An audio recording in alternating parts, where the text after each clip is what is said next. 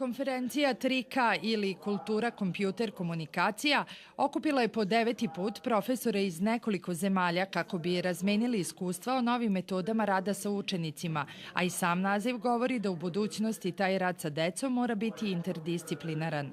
O tome su govorili i domaćini iz gimnazije Isidora Sekulić koji kažu da izuzetnu pažnju posvećuju digitalnoj pismenosti dece, a da su njihovi učenici između ostalog uspeh u robotici postigli upravo zbog prožimanja različitih nauka.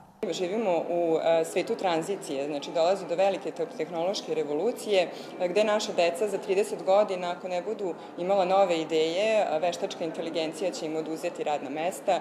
Iz tog razloga mi moramo njih da edukujemo, da gledaju šire od uskoj stručnosti jednog predmeta.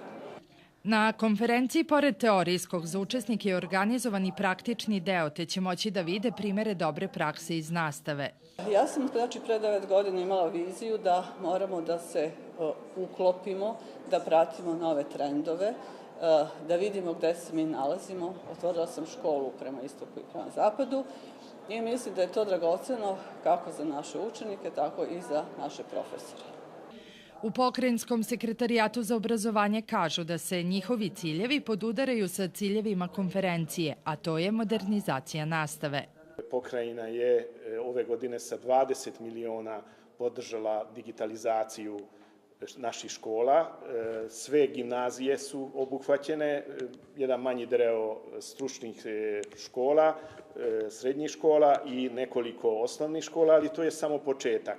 Posao digitalizacije koji se sprovodi zajedno sa Republikom će se nastaviti, a cilj je digitalizacija svih škola.